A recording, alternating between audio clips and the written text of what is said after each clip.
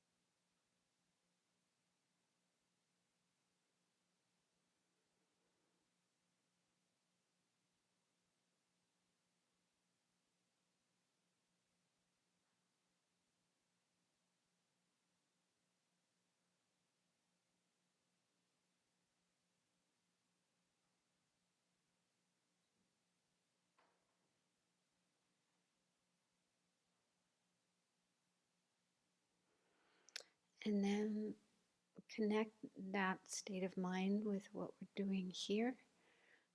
Here we're learning some of the teachings of the Buddha, which are for the purpose of helping everyone find happiness, genuine, lasting happiness, and be free of all suffering, problems, unsatisfactory and imperfect situations. And so, as we learn about these teachings, let's really wish that it will help ourselves to be happier, have less suffering, and also be able to bring more peace and happiness to other people, both those we interact with and the larger community of all the people, beings in this world. So see if you can make that your reason, your motivation for being here.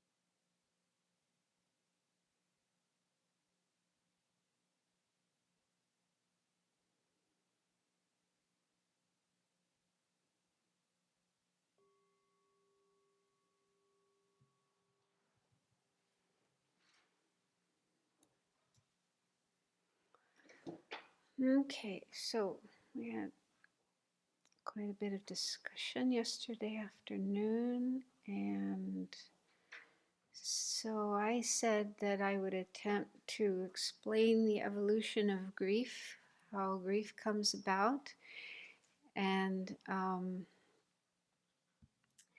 to do this, instead of using my own words, I'll use the words of those wiser than me. So one of our teachers is Geshe Geshe Tapke, really wonderful Lama who's 96 years old. Makes me wonder, maybe he does White Tara practice. Probably does. And you know, his mind is still incredibly sharp and clear, and remembers all these things that he's learned, and has a lot of energy, a lot of joyous energy to teach. So we've been getting teachings from him recently on a text that he himself wrote. It's a commentary to the Rice Seedling Sutra. So the Rice Seedling Sutra is a Mahayana sutra, teaching of the Buddha about dependent arising, how how things arise in dependence on other things, and in particular, what are the causes and conditions for us to be in this situation that we are in of, we call it samsara, very imperfect, faulty, unpleasant situation. But fortunately, it's not a permanent situation. We don't have to be here forever. We can get out of this situation if we create the right causes. So that's the basic idea. And so, yeah, just recently in the teachings we've had with him, he went through a section that explains this kind of process of how we get ourselves into this situation and experience various problems and difficulties and so on. And so, yeah, according to Buddhism, the root cause, the when we look through the various causes and conditions for why we suffer, the very root cause is a form of ignorance, not knowing how things exist, but seeing things in a wrong way, in a mistaken way.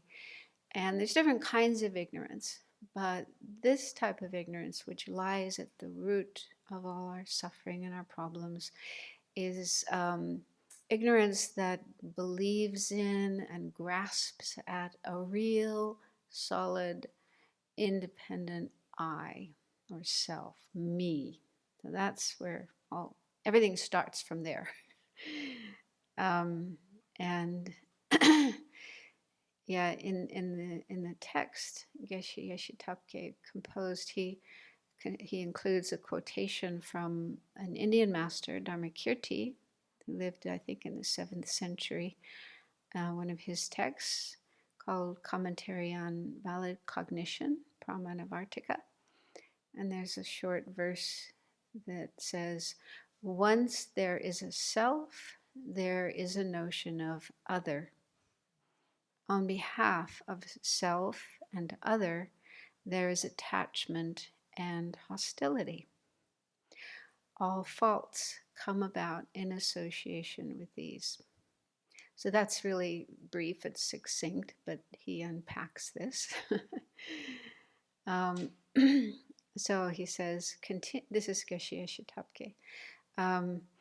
Continuously in your mind stream, there is a mind that observes yourself.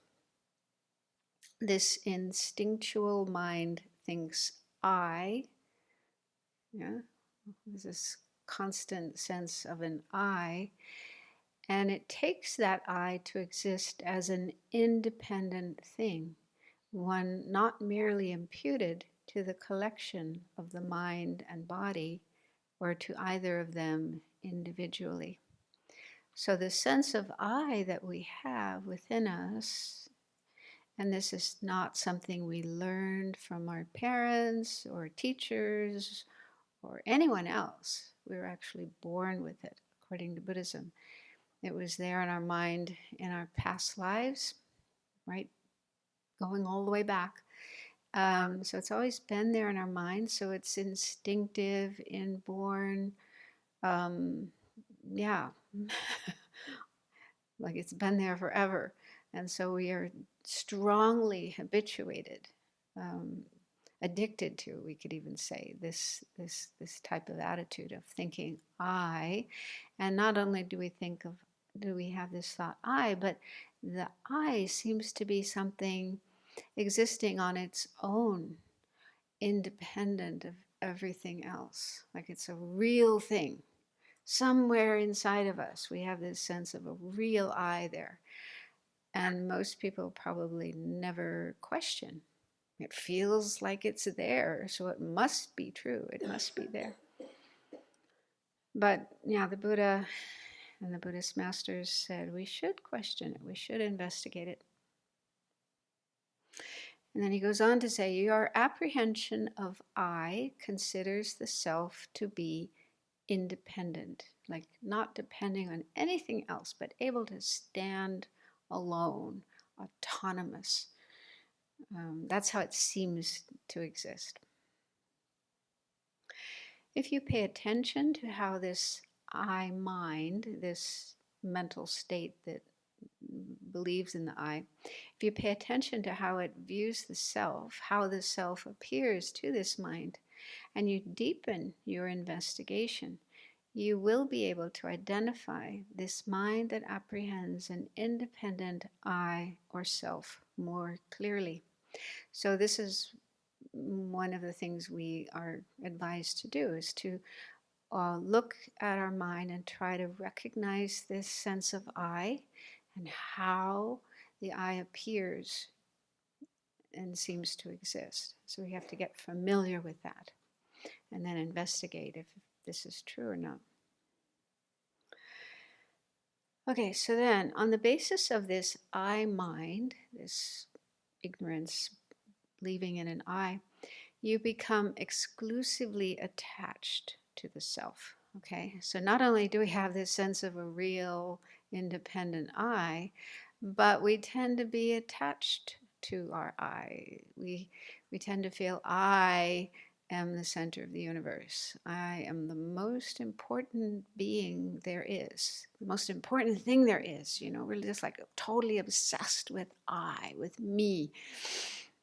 That sound familiar? Yeah. And attachment to self triggers attachment to what belongs to the self, the things that bring you pleasure, your family and friends and your possessions and wealth. Okay, so along with this sense of I and concern, attachment, obsession with I, there's also the wish to feel good, right? To be happy. And there's nothing wrong with that. According to Buddhism, nothing wrong with wanting to be happy. In fact, Buddhism says we should be happy. But we usually go about it in the wrong way.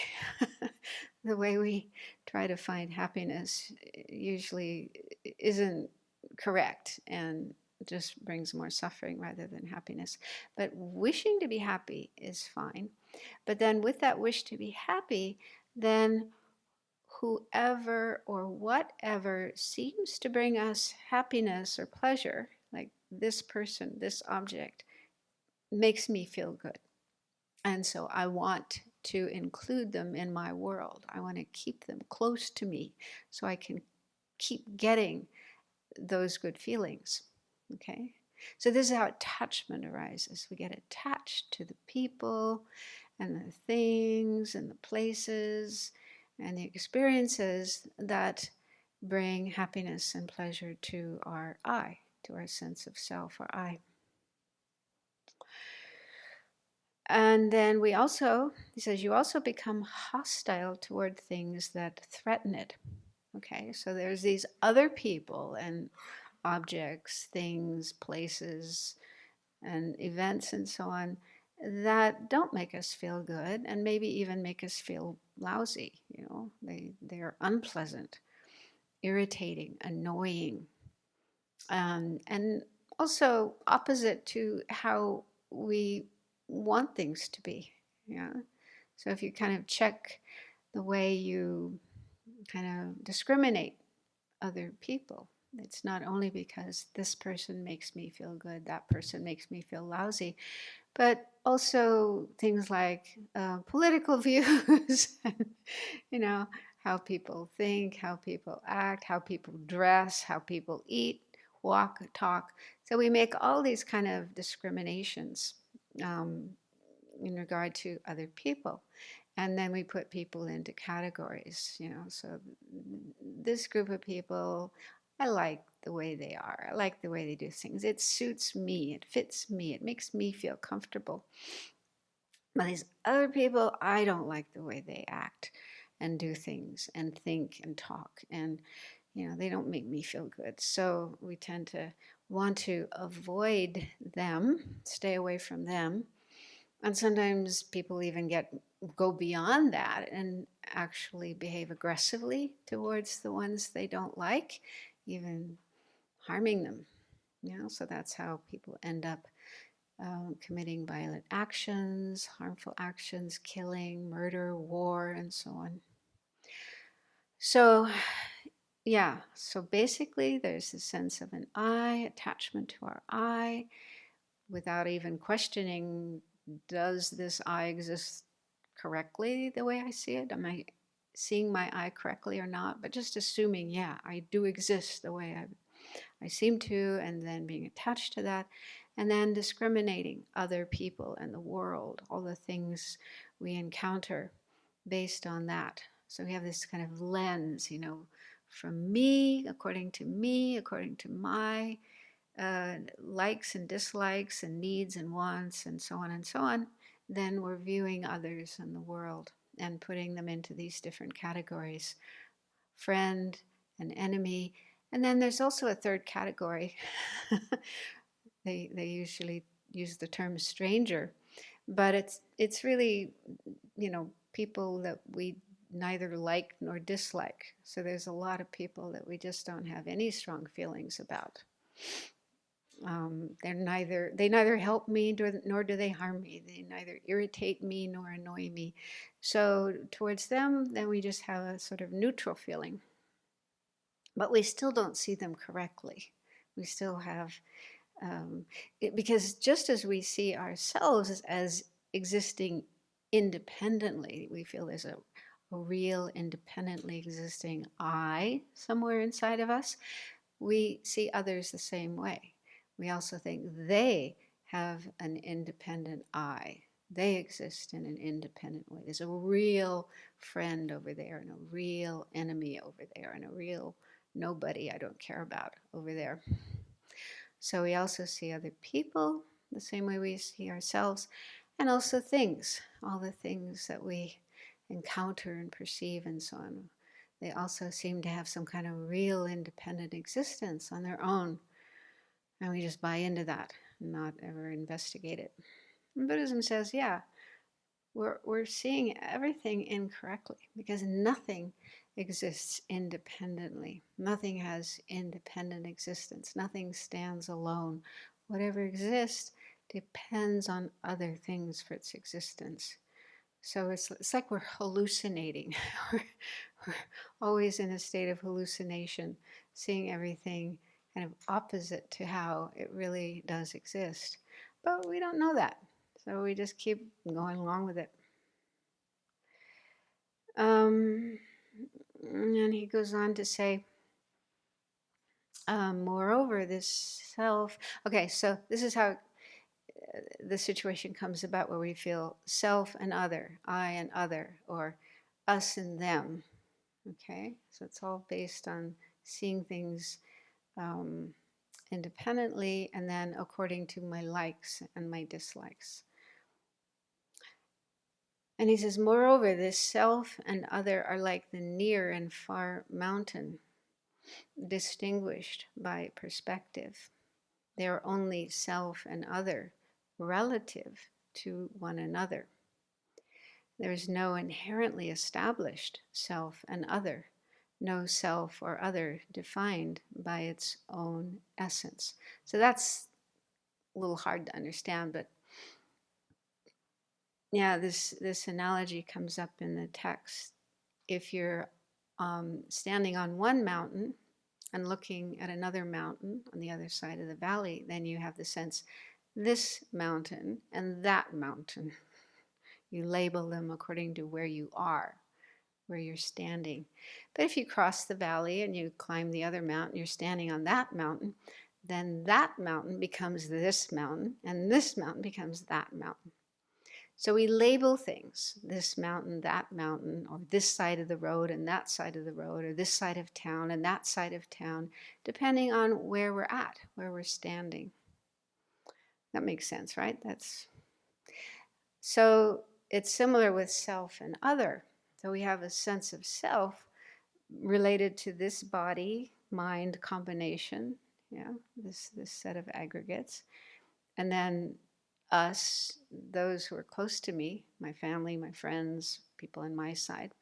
So we feel I and us, related to where we are, because this is where we are right now. And then anyone else is other, from that perspective, from where we are. But another person, let's say somebody named John, okay? So from our perspective, John is other. But John's perspective is self. He's thinking I, self, me, and us, my friends and family. And then from his perspective, I am other.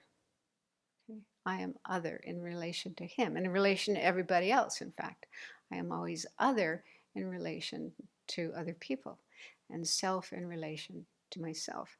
So we're all like that. We all feel I, related to this set of body and mind, this set of aggregates, and everyone else is other.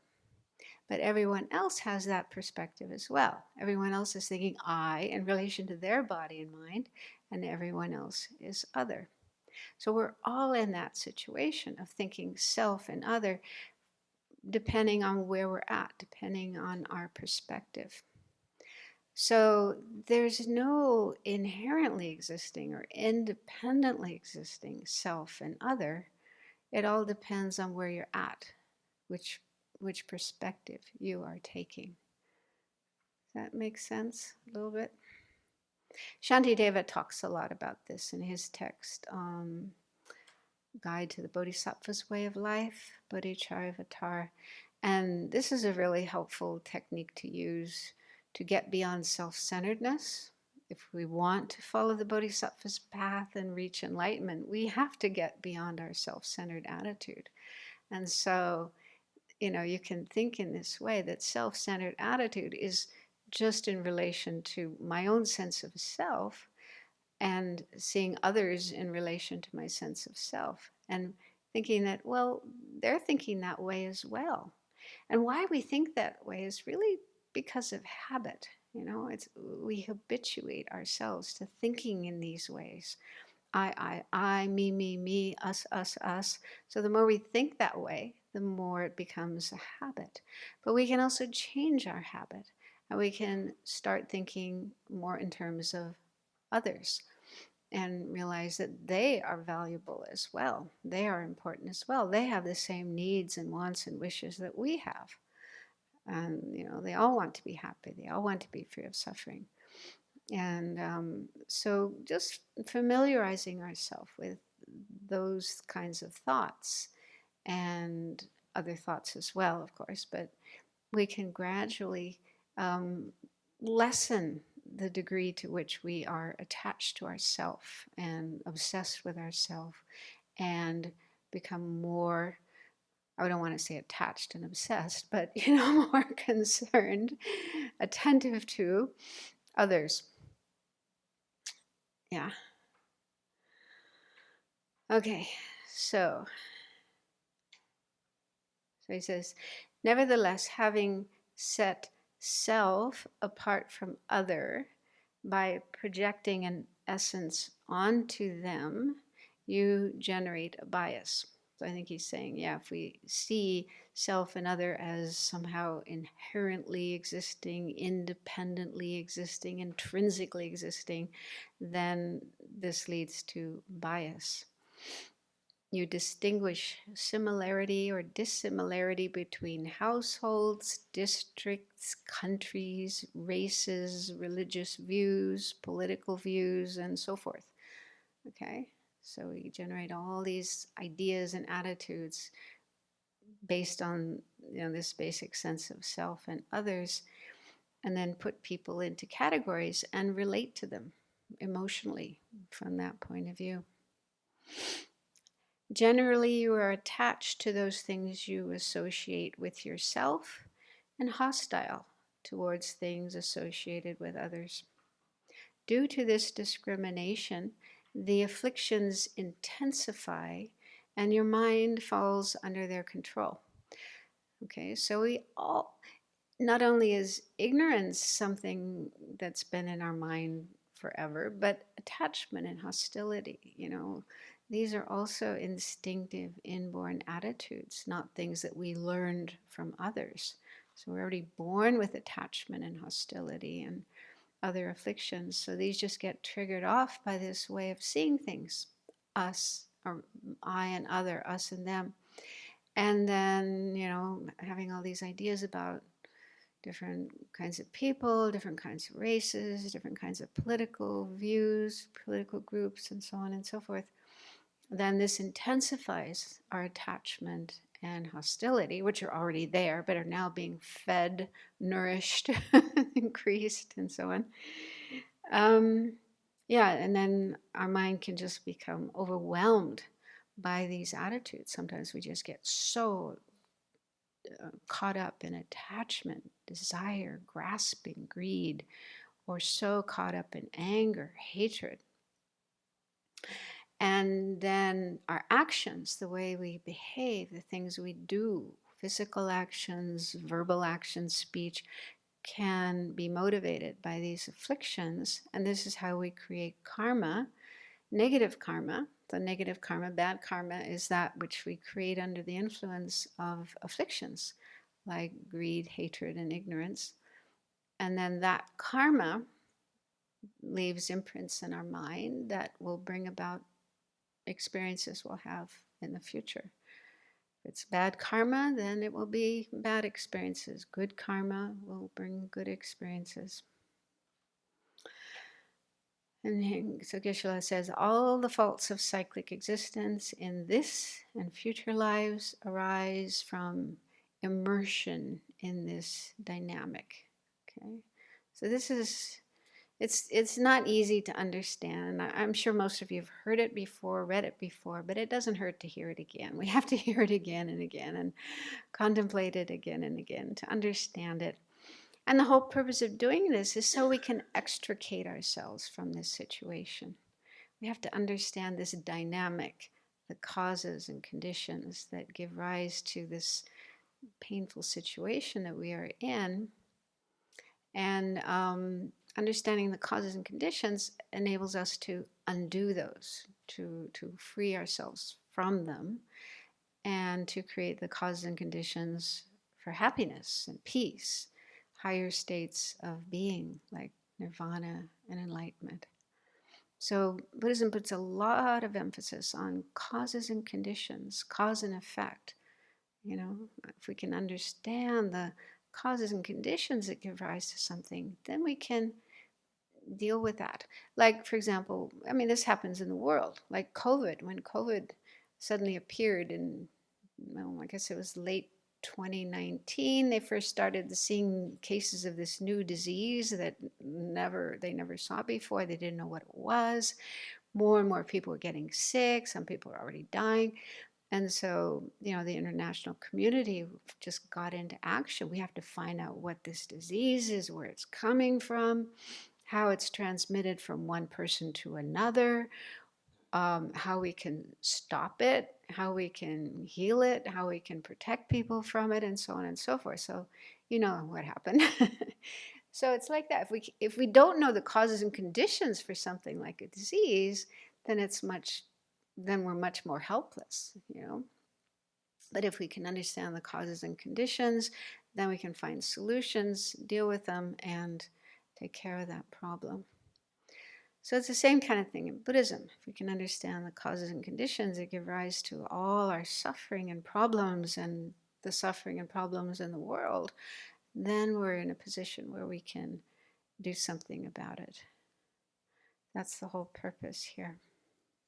So anyway, this is the basic explanation in Buddhism of ignorance and afflictions that give rise to suffering. And another problem we tend to have, or another kind of ignorance we tend to have, is seeing things as permanent. So the vast majority of things in our life, in our experience, are impermanent, meaning they change. They're not fixed, solid, static. They change and also go out of existence. Don't last forever. So most of the things, including ourselves, other people, all the things in the world around us, the world itself, all of these things are impermanent. That's their reality. That's how they are.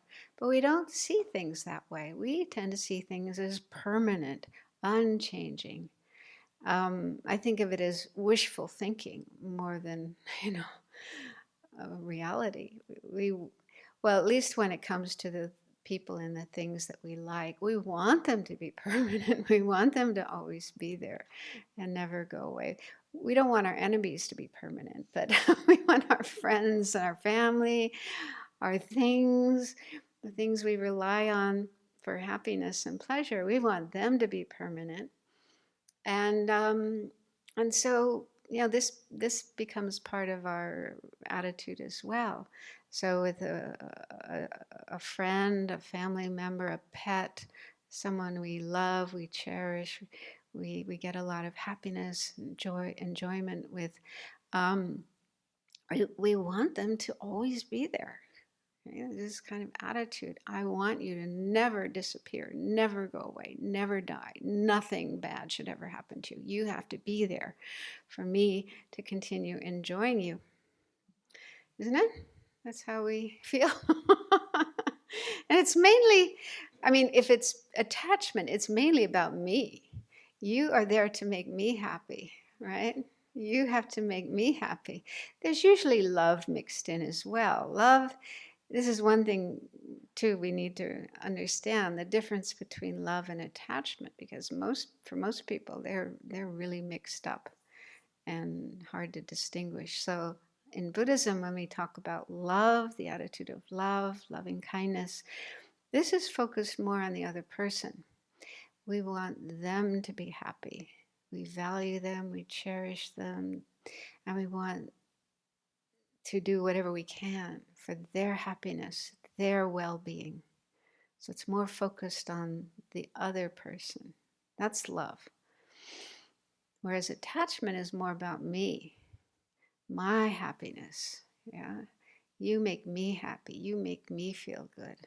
I enjoy so much being with you, getting gifts from you, nice words from you, nice facial expressions. You make me feel so good. So that's attachment. It's almost like using the other person for our own happiness. That sounds horrible, but if you check your mind, then you might recognize that, even though we don't like to admit it. But yeah, we do tend to use other people, rely on other people, and then become dependent on, feel I need you to be there for my happiness. And even, the love songs, they say things like, I can't be happy without you, and, that kind of thing. So I haven't listened to love songs for a long time, but they used to be like that. They're probably still like that, right? Yeah, so yeah, a lot of people think that is the meaning of love, but that's not really love. That's attachment. But I think in most of our relationships, there's a mixture of love and attachment. They're kind of both there, kind of mixed up. And so, so attachment that part of our feelings that are attachment is seeing the other person as important for me, for my pleasure, my happiness, my whatever needs, wishes. And we want them to always be there for us. Yeah. We think if they're not there, I won't have happiness. I won't have that happiness, that pleasure, those good experiences that I want so much. And so, yeah. But the reality is that everyone and everything is impermanent, subject to change, aging, sickness, and eventually death. Yeah. So we don't like to, I mean, occasionally we might think about that, that, oh, maybe something will happen to this person. They might die. But we don't like thinking that, right? We quickly push that thought out of our mind. No, no, no, I'm not going to think about that. I don't want that to happen. But the reality is, it is going to happen. Or we go first. That's the other thing. That's the other thing that can happen. We die first. But either way, we're going to separate from that person. We can't be with them forever. It's just not possible. So, yeah, this is something we don't like to think about. We probably find it depressing and, unthinkable. And also society, our societies, our cultures tend to support that as well. For example, even if you want to talk about death, you want to, explore the whole topic of death and learn more about it and understand it and talk about your feelings. It's often hard to find a conversation partner, somebody willing to have that kind of conversation with you. Yeah. For many people, that is like a taboo subject, like a dirty word. You mention death and it's like, don't talk about that.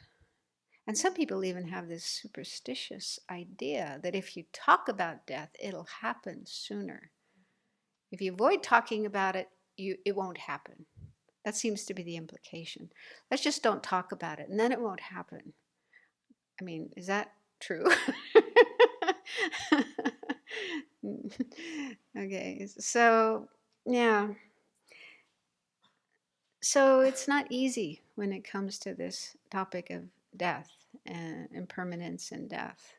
But Buddhism, the Buddha, many times, many places, encouraged his followers, his listeners, to contemplate impermanence and death. I'll look at that more later. But yeah, the Buddhist view is we should contemplate impermanence and death. It's the truth, it's the reality. We need to prepare ourselves for it because it's going to happen. And if we don't think about it, we don't prepare for it, we just always avoid the subject, we're not going to be ready for it when it happens. We're going to be, it's going to be really bad. And I think this is why grief is such a big problem, because so many people go through life not thinking about impermanence and death, and instead caught up in this fantasy, like when we're children, in the fairy tales, the prince and the princess meet and fall in love and get married and live happily ever after. So I think in some part of our mind, this is what we wish for: happily ever after. No end to this relationship. And not just with partners, but with parents, with friends, with pets. We just want to live happily ever after with that other person and that other being. And so we don't prepare ourselves. We just ignore and avoid that whole reality that at some point, this relationship will come to an end. And so when it does, then people are hit with this huge feeling of sadness and grief.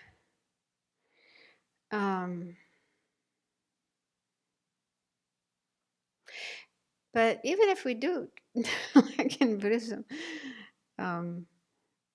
we are encouraged to contemplate impermanence and death and prepare ourselves for that. But even even if you do, it's still hard. It's still tough. I discovered that when I lost my mother. I had been trying to prepare myself. I knew it would be hard. And so I would, sometimes I would even try to imagine, getting the news that she's passed away and how I would feel. So I really tried to, dress rehearse for that experience. And I'm sure it did help. I'm sure doing that did help. But still, it was, whew, yeah, it was a big one. Difficult to prepare, to really know. I mean, we just never know. You never know what it's going to be like until you're actually there. I think you had the same experience, right? You tried to prepare, but it's still difficult. And I think the main reason it is so difficult losing a loved one is attachment. Attachment. I mean, the Buddha said this is one of the main causes of suffering. When he taught the Four Noble Truths, first he taught the truth of suffering. He went through all the different types of suffering like we had on the screen yesterday. And then taught the second noble truth, the cause of suffering, the origin of suffering. Where does all this suffering come from? And what he said was craving. Yeah, he said craving. Craving is a type of attachment, desire, grasping, wanting, clinging. And that's not the only cause. There's also ignorance, anger, various other afflictions. But craving is one of the biggest ones, one of the biggest causes of suffering, especially in situations of feeling grief. Because, there's this attachment to this other person.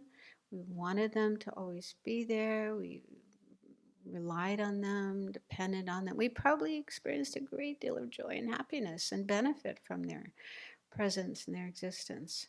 So the attachment, I think in the case of my mother, I was thinking, it made me think about how this person, this body came into existence inside of her, attached to her, receiving nourishment from her. That's a really strong connection, right? And then being born and then relying on her for my nourishment and attention. That is a really, really strong relationship and connection. And so, it's kind of hard not to have attachment. And in fact, in psychology, they talk about the little I understand. They said there has to be attachment between mother and child. Otherwise, the child won't want to be with the mother and drink milk from the mother's breast, and the mother won't want the child. So there has to be a certain amount of attachment just for the child to be able to survive. Although I think what they mean by attachment may not be quite the same as what we mean in Buddhism. But it's considered like something essential for survival. Did anyone see that film, The Weeping Camel? Yeah? It's a documentary. I don't know, this is a little bit of an aside, but it's an example of this.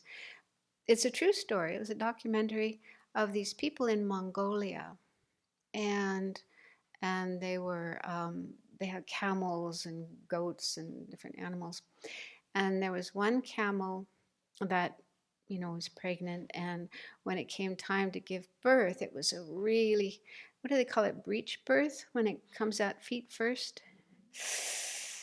And so it was tremendous suffering for the mother. It took a really long time. She was in incredible pain. They finally, the baby came out.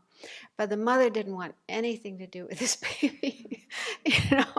The baby camel would try to come to her to milk. The mother would go away, walk away. And so the people taking care of the camels were trying to get the mother to accept the baby and feed her and so on. But it just wasn't working. Finally, I guess there's this traditional method in Mongolia of a certain type of music. And so they invited this musician who played this type of stringed instrument and a certain type of song.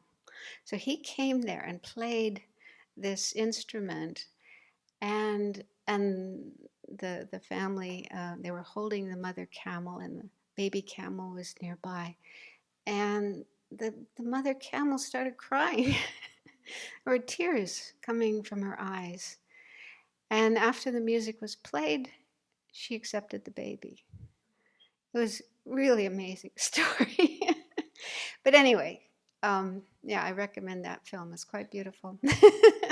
But it does show that, yeah, it can happen that a mother, I guess it can happen, well, it can happen with human mothers too. Sometimes they just don't want that child. And then, yeah, if the child doesn't find some other source of affection and nourishment and so on, then it can die. Um, but yeah, so a certain amount of attachment is needed between mother and child just for survival, for the child to be able to survive. Um, but yeah, I think that's something other than what we talk about in Buddhism about attachment. It's yeah, because we can be attached to all kinds of people and all kinds of things, not just our mothers. But anyway, I think that's one of the main factors involved in grief is attachment. The sense that I want that person, that object, whatever, that experience. I mean, it can happen in meditation as well.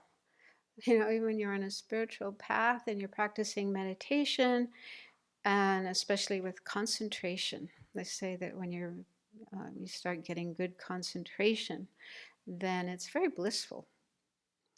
You feel bliss in your body, bliss in your mind. It's much better than any other experience you've ever had. And there's this risk that you get attached to the bliss of meditation, and that can become a hindrance. If you don't deal with it properly, then that can cause you to go backwards rather than forwards.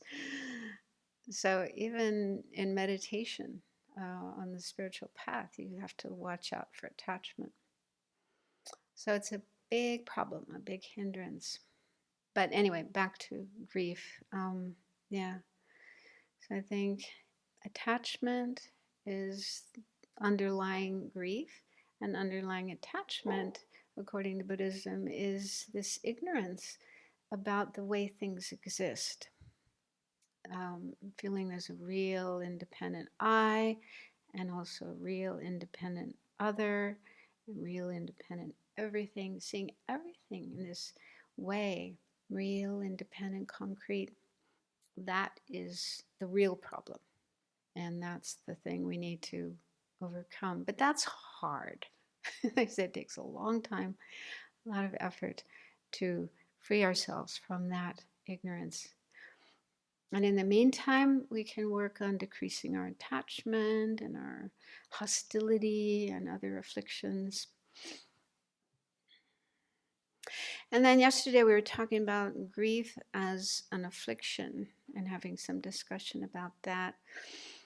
And I was thinking that I think we need to be careful with that notion of grief being an affliction, because we need to avoid using that notion to judge ourselves or to judge others.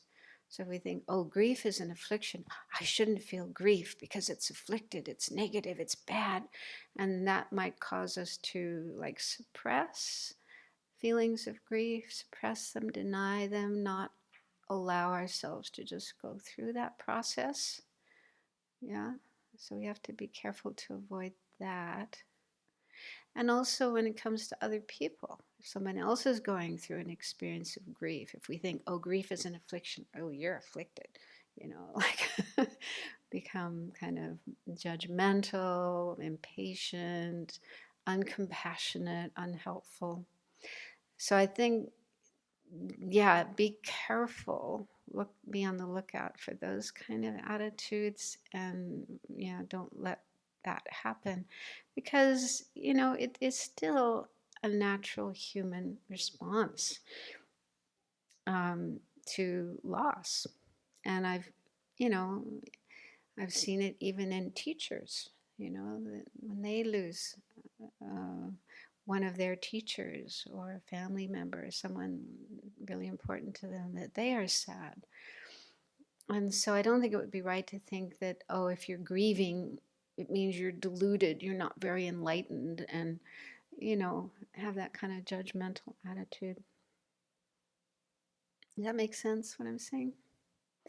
I think you should only use that notion with regard to yourself and your spiritual practice, your spiritual development, to think that, okay, yes, grief is a natural experience, but it is a hindrance. Like, I think we can see that when we're trying to meditate, and if we're experiencing grief, it sort of takes our mind away from our meditation object, so it makes it harder to develop concentration.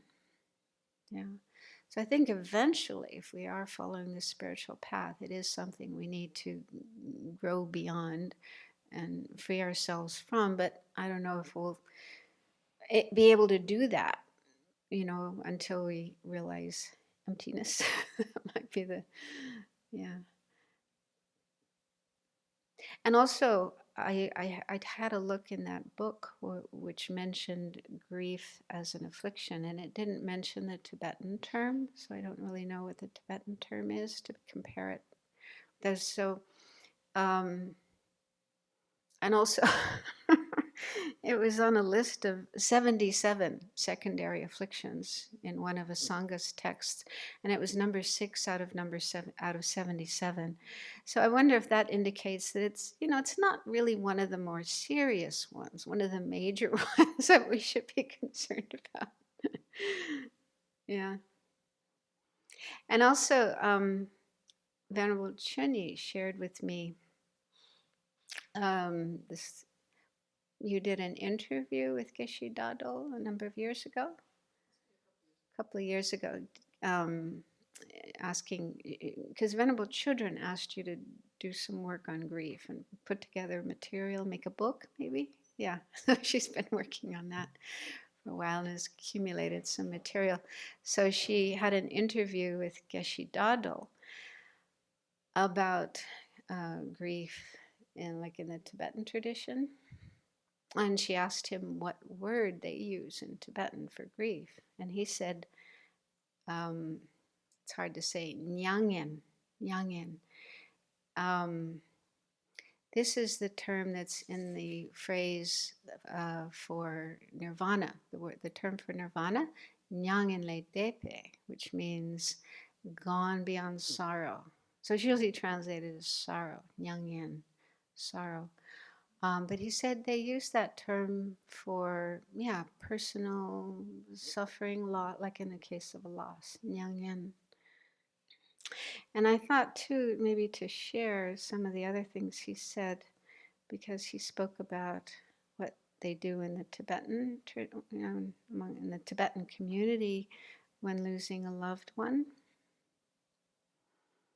So, just some of you may not know who Geshe Dado is. He, Tibetan Lama, scholar, incredible scholar, also incredible English, really good English.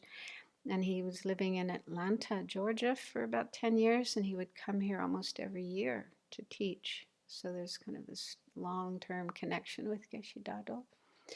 And then a couple of years ago, he retired and came to live here. So he became part of the community for about a year and a half. And then last winter, we had this experience where he disappeared. We searched everywhere, couldn't find him. And then finally, after 2 months, his body was found in the pond down the hill, down the road. We still don't know, and we may never know what happened. But anyway, so that was a experience of grief for this community, collective grief. I think we're still processing, and also individually, like each person had their own connection with Geshe Dado, things they learned from him, interactions with him, and so on and so forth, memories of him. So yeah, we're still kind of processing that loss. Okay, so what Geshe Dado said is, nyangyen is what comes to my mind when you ask for a Tibetan word closest two griefs. But he says it's also used in other contexts like samsara. Yeah, it's also the samsaric predicament. He says on specific occasions, we also use the term nyangin as a way of feeling the loss and feeling the loss in the sense of being weighed down and being put down by it. So we say nyangin mache, which means don't let yourself down. Yeah, don't let yourself kind of get stuck in that. Instead, do something. That will be more meaningful than just merely grieving or mourning. Yeah, so in the Tibetan community, that's, the idea is try not to get stuck and sunk in the feeling of grief. And then a little later he talks about this saying from one of the Kadampa masters, Potawa, Geshe Potawa, which is in the Lamrim text, and he says in this quote, the quote says something like, why grieve? Why grieve? And it's not really suitable to grieve because it's in the very nature for that to happen. Like, so when a person has passed away, that's just the nature. The nature of all impermanent phenomena is to go out of existence. So that is their very nature. So what is in the nature for something to happen has happened. So there should not be grieving over it. It should be taken as a matter of fact. So this is what Geshe Potawa says. And then Geshe Dadel says, yeah, it's kind of difficult, kind of strong to say that. But he was like a great practitioner. He says, nonetheless, partly it has to do with failing to let go, holding on to it. And there it is the mixed baggage, partly the preciousness of that person, but partly also your self-centeredness combined with how that has meant for you. We're saying, I think this is what happens when we grieve the loss of a person. That person was very precious, but there's also some self-centeredness there. And so he says, yeah, the Tibetan tradition is to make effort to come to terms with that. And he says, His Holiness the Dalai Lama says, his advice is, for example, to think, if that person who passed away were looking at you, what would please them? You mourning and kind of putting yourself down, or remembering them in a positive light, doing some service in their name, doing something positive. And that could take so many different forms. You could decide by knowing that person's personality. So you could do public service, puja, charity work. This seems to be what His Holiness recommends, that think about what would that person want you to be doing? Mourning, sad, depressed, really down, or doing something constructive, useful, especially if it's a Dharma person, a teacher or Dharma practitioner. What would make them happy? What would they like to see you doing? That can be helpful to think. And then he talked about different rituals, and then he said, what Tibetans do is they consult an astrologer or a lama for a divination to determine where that person has been born or going to be born. So I guess Tibetan astrologers or lamas are able to, determine that information. And then they may give some advice, like building a statue, an image of the deity, this deity, that deity, or buying something. They call that kushing. And then you get it consecrated and then keep it in your home to see, so that you at least have peace of mind and get over the grief. So that reminded me when just recently Geshe-la's brother Tsepak Tsepakala wrote to us and sent photos of this beautiful statue of, I think it was Forum Chinrezig. Was it Forum Chinrezig? Beautiful, beautiful statue. So he had it made in India, and then he brought it to the Dalai Lama, and it was blessed. And then he said he was going to bring it back and put it in his home. So I think that must have been what he's talking about here. This is one of the things you can do on behalf of someone who's passed away, is make an image, a Buddha image, have it blessed, and then have it in your home. And lots of other things as well, pujas done on behalf of the person, and he was going to scatter the ashes in holy places. So doing whatever you can that could benefit that person who has passed away. Virtuous things, positive things, constructive things. So I think that can give you some peace of mind and help with the grief. Still probably takes time to recover from the grief, but to at least feel. And that was the case with my mother too. I mean, as soon as she passed away, I started doing prayers, medicine Buddha practice. I sent an email to Lama Zopa Rinpoche and asked him to pray for her. He was in Bodh at that time, teaching a whole bunch of people. And I heard he asked everybody there to pray for my mother. So I felt, oh, wonderful. And it just gave me a sense, okay, I'm doing something constructive, something beneficial for her. And that was really helpful, really comforting. And then continuing, at least for 49 days after the person has passed away, you can continue doing prayers, making offerings, doing positive things, virtuous things, and dedicating the merit for that person to have a fortunate rebirth. So that's, putting your energy into those kind of activities is meaningful and also healing. Gives you a good feeling instead of just sitting at home feeling sad. So thank you for sharing that. I haven't read the whole thing, but I read part of it, and that was.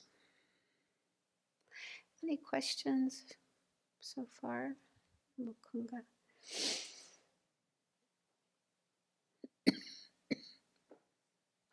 I took a class on death and I think it was like the sociology of death in college. Because I was a sociology major, and it seemed to say that grief is very much a collective phenomenon. Like we looked at this like tribe, I don't know where it was, but when somebody died, like all the women would pull their hair out and wail, and exactly like what I forgot who it was described. Nagarjuna, was it? Who said? Oh, the Visuddhimagga. Oh, Visuddhimagga. Yeah. And I think it was Durkheim, one of the founding fathers of sociology, and he said, like, they didn't have a choice. They just everybody was doing it. And he was saying, it wasn't. And then there was this thing about when Mao died, when everybody was just weeping, weeping, weeping. And Mao? Yeah, in China. Mm-hmm. Mao Zedong. Mm-hmm. And I heard people say they weren't really sad. They were actually really happy. But it's like guns pointing at them. The way society kind of regulates itself. This is a sociological point of view. Like it requires the individual members of that society to perform certain things to ensure the continued cohesion of that society and to kind of help people move on, give people closure, and like reduce all the fear that really arises when a member of your group passes away. It causes a lot of distress. And so one way to explain like a collective grief process is that people are coming together, supporting each other through this, and sharing this similar emotions. So it really made me wonder how much of grief is actually a collective thing, and to actually fully, properly process it. Can you just do it alone, or is it helpful to like I mean, this is why people have funerals. This is why people have memorial services. Like, should you try to like seek out some kind of social collective process to deal with your grief, like, you know, establishing a memorial for somebody, or having a day of the year that commemorates them. You know, it's just this social element to grief that I'm curious about thinking more about. Yeah, it reminds me, in the Jewish tradition, they have sitting Shiva. Yeah, I think that's really beautiful when someone passes away. Shiva means 7, right? So the family and friends, they have a 7-day period where the house is kind of, it's like open house.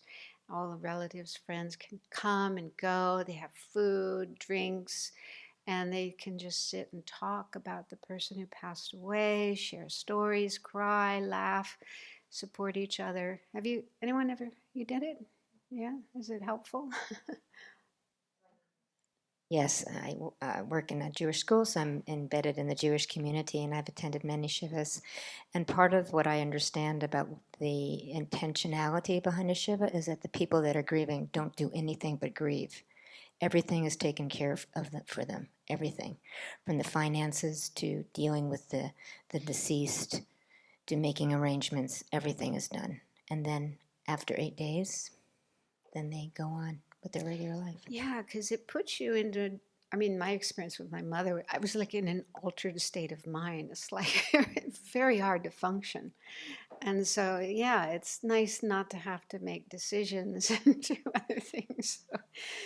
So that's very compassionate for those who are going through that process of grieving, and to, you know, give them support. But I'm sure, you know, to really process grief takes more than 7 days, so months. And each person would have their own, like here, you know, each person had their own experiences with Geshe-la, their own feelings to process. So some processing can happen collectively, and I think it was really nice that we could get together and support each other. But then each person also has their own individual grief to work through and process. So I think it's good to have a combination of both.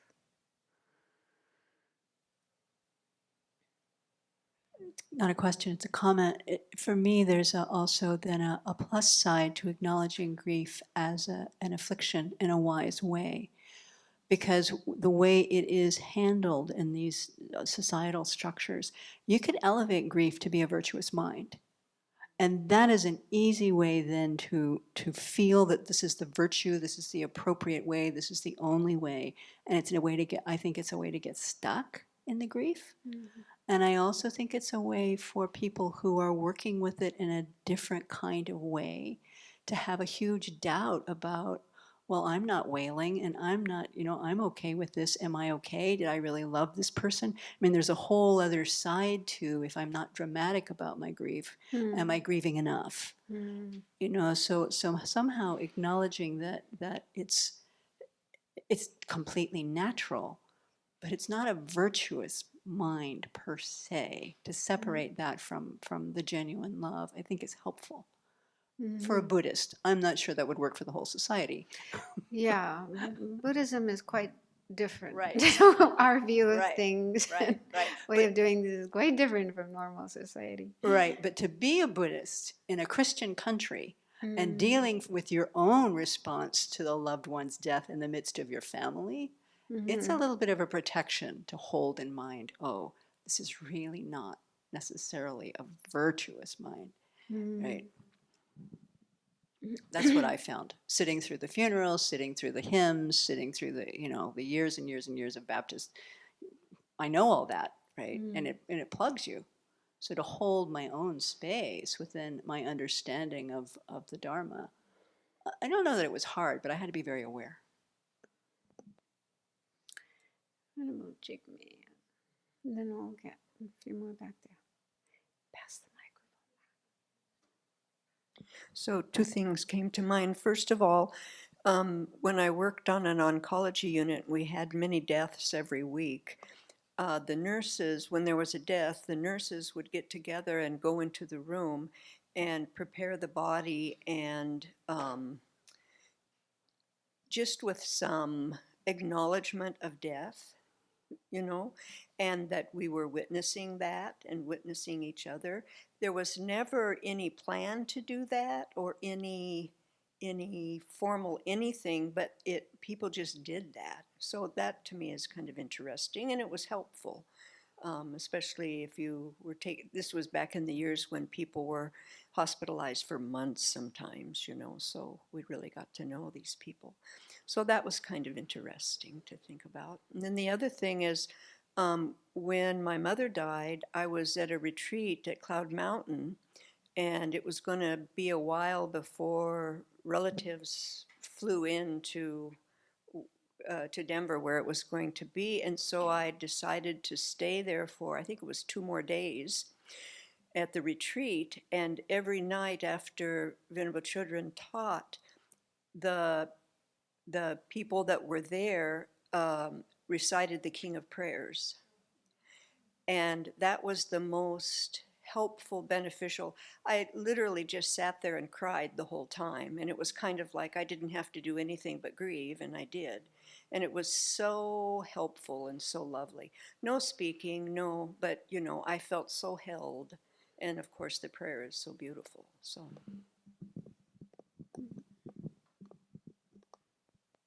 Courtney, I don't know where. Oh, okay. You're holding it, so then pass it to her. It's a quick one. Just a clarifying question. So when you have the statues or stupas made, is it with the ashes, or it can be also I don't without think them? so. Yeah, it doesn't. That wasn't mentioned, so I don't think. Yeah, the ashes were in the statue. So.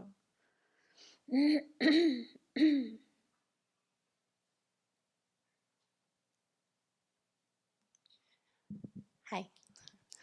From my understanding about the stages or phases of grief, the first being denial, I can attest to my experience on that, in that my best friend passed away when I was around 18, and my brother passed away. Can you just speak up a little? It's a little hard. Yes. From my understanding about the phases or stages of grief, the first being denial, I can attest to how strong that first phase or stage is. My best friend passed away when I was around the age of 18, and my brother passed away a few years ago. And at the funerals for both, I felt the need to be performative in my grief to satisfy the grief of those around me, though I was not in that stage of my own processing of it. And as for the person who wrote the comment about being numb, I believe that's very typical, especially if the relationship had some level of complexity to it, because there's so much unpacking in the relationships we have with others, and we have this thought of permanence of that relationship, and everything is impermanent.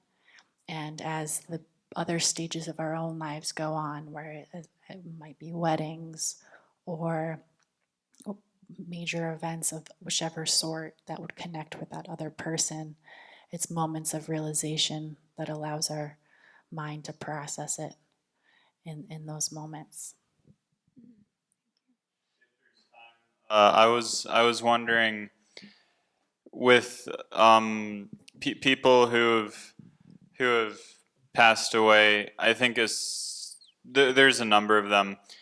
The attachment for me, it has caused suffering, but the main issue, I used to think, well, they're okay now, they're not suffering, but ever since learning more about rebirth and sort of the really difficult outlook it involved in becoming human or better, and how easy it is to become lower than human, it's actually it's sort of reintroduced the grieving process and made me very anxious about what the outlook is for these people.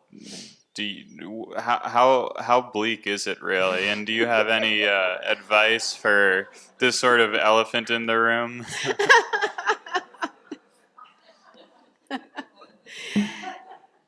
Yeah. So, yeah, I guess for people in certain faiths like Christianity, there's the notion of going to heaven and then being reunited in heaven. Yeah. So I think many people in that faith and perhaps other theistic faiths as well have that notion that okay, we're separating now, but we'll be together again in heaven, and we'll be able to be with God, and everything will be wonderful forever and ever. And so I think that notion gives people comfort and maybe even looking forward, looking forward to death, because then they'll be with God and with their loved ones and so on. So yeah, the Buddhist view isn't quite like that. There's no way we can know where someone is born after they passed away. So, I mean, that's one reason why we really try our best to help people around us, people we have some influence over, to create virtue and avoid non-virtue and do purification so that they are creating causes for fortunate rebirths. And also, once someone has passed away, doing various prayers, practices, pujas, and so on, and dedicating the merit of that to that person. Because it's said that, there's a 49-day period after death where the person might be in this intermediate state, and while they're looking for their next rebirth. And during that time, it's still possible to influence their next rebirth, so that even if they're headed for something unfortunate, they could go to a fortunate rebirth. So there's prayers and practices that can be done on, to help someone in that situation. So, I mean, we just do the best we can, to help that person while they're alive, while they're dying, after they've passed away, to send them in a good direction. But we don't really have control over that. We can't make that happen. But whatever state of birth someone lands in is not a permanent situation. It's temporary, it's transitory, and it could be very short, before they're out of that situation and hopefully in a better one. And so it's not like totally dreary. Again, I mean, in theistic faiths, like the way I was brought up, hell is eternal. If you don't make it to heaven, then you're in hell forever. You don't have another chance. And that's pretty depressing. That's something to worry about. So at least in the Buddhist view, there's no eternal hell. There's no eternal suffering that one will never get out of. And so you can think in that way, and you can think of the Buddhas and Bodhisattvas who are just working full time to try to help sentient beings get out of the unfortunate states and to higher states and eventually to enlightenment. So you just remember the positive aspects of it all. Do the things you can do. Make prayers to the Buddhas and Bodhisattvas to do what they can do to help that person. Yeah. Being anxious. I mean, what I always think is, it doesn't do any good to be anxious. Just having anxiety and worry, your mind is going around, what if this, what if that? That isn't helpful. And so if you notice that's happening in your mind, anxiety, then try to stop that mental activity and do something that's constructive and positive. Well, in one of those chants, I saw that it said, like, when you're contemplating the lower realms, if it causes a lot of fear, that means you're doing it right. So that got me a little confused, because that's been happening for me. And what you're saying sounds correct, because when that happens, it interferes with my practice. But then reading that, I'm a little confused. Well, I mean, there should be some fear in the sense of concern. Like, yeah, I definitely don't want that to happen to me or to others, but then not to get stuck in the fear. Use the fear to turn your mind to virtue. Okay, what can I do to avoid that? As I think I gave this example the other day. If you're walking across a road and you see this huge truck coming towards you, really fast, you just stand there and feel scared. You get out of there. You do something to protect yourself from what you're afraid of. And so I think, make that fear into something useful. Yes, I'm afraid of being born in unfortunate realms, but I'm not going to just get stuck there and frozen with fear.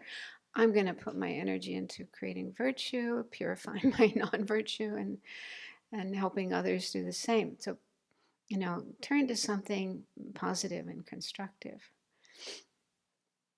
Yeah, I think that statement about being fear, it's like, oh, if you read about the lower realms and you're thinking, oh yeah, that's interesting. Let's look at something else. It's not really touching you, moving you.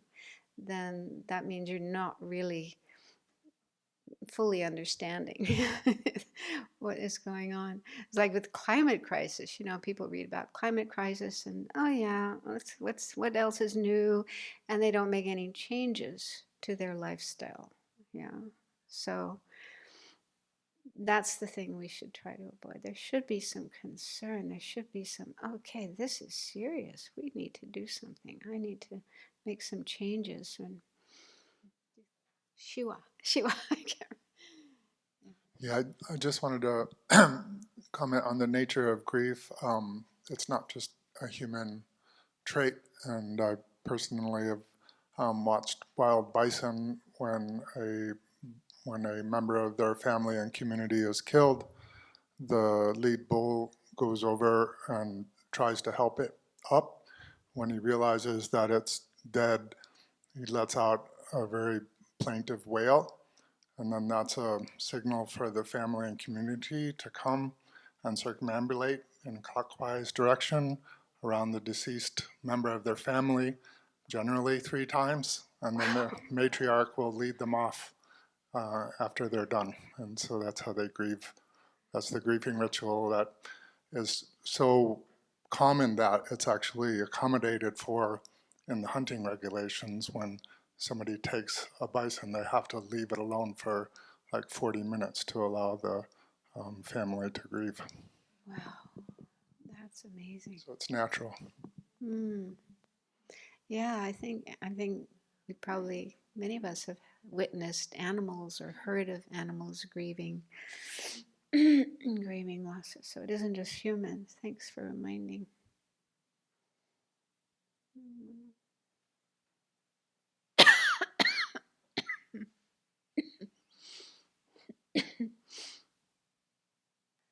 I wanted to share a little about my experience, Matthew, with your comment, because I had a really similar experience when someone close to me died, and it was, I wasn't Buddhist at the time and thinking like, okay, this person is out of pain, how wonderful. And then later, as I started to learn about Buddhism, talking with someone about this experience and how they died, someone's like, wow, there's a chance that they could be reborn in the pretas, when you talk about how they lived and how they died. And I got pretty distressed about that. And then reflecting on it, though, really seeing like, well, actually every being in the preta realm has been my relative. And then extending that to every being in the hell realm has been my relative. And so it helped me to develop this determination to, really cultivate my good qualities, to actualize bodhicitta and become a Buddha, because that's how I'm going to be able to really be of the most benefit. And so it's, been really supportive for me to, widen my view that it's not just, my loved one of this life who's in trouble, but it's actually all of my loved ones from beginningless time who are in trouble. And so how wonderful that I have the opportunity now to to meet the Buddha's teachings, and may I create the causes to continue to be able to do that until, all beings are free from suffering. Beautiful. Thank you. Widening our view vastly. Yeah, so this is one of the meditations we do in our tradition is contemplating how every living being in the universe, it's hard, but every living being in the universe has been our mother. Well, the Buddha himself said that. It's in the sutra. Yeah. He said, I can't see anyone who hasn't been your mother, your father, your brother, your sister, and so on. Yeah, so we have this very intimate connection with every living being. And so we try to generate that strong sense of gratitude, appreciation, compassion, love, and responsibility. How can I turn my back on these beings when they've done so much for me? And then use that to generate this determination. I'm going to free myself from suffering and its causes and do everything I possibly can to free others from suffering and its causes. So that becomes a strong incentive, a strong motivating energy to follow the Bodhisattva's path. And it's like, when people love someone, for example, probably the strongest form of love is parents for their child. So, if you're a parent and your child is in trouble, you just drop everything and do, you get this superhuman energy to do whatever you can to take care of your child, save your child from this difficult situation. And so, seeing that connection that we have with others, how they've been so kind to us, but also they don't talk about it so much, but it's in one of Nagarjuna's texts that, every living being has also been my child. Okay, we have been their mother and father. So we've had that very, very close connection with every living being. We just don't remember it. We just don't recognize each other. But we have been loving and caring and totally attentive to every other living being. And then thinking that, okay, some of those living beings are in really difficult situations right now, really suffering, and I want to develop myself so that I can help them. So we do those contemplations to generate this really strong determination to follow the path, reach Buddhahood, enlightenment, so that we can help them. But of course, doing as much as we can to help them now. It's not like we wait till we're Buddhas and then we help them. But there's a lot of things we can do from right now that are helpful for others. But that really helps to strengthen that altruism, sense of altruism, and going against self-centeredness, just working for myself, taking care of myself. So there's all these different kind of ideas and teachings and practices that help us to do that.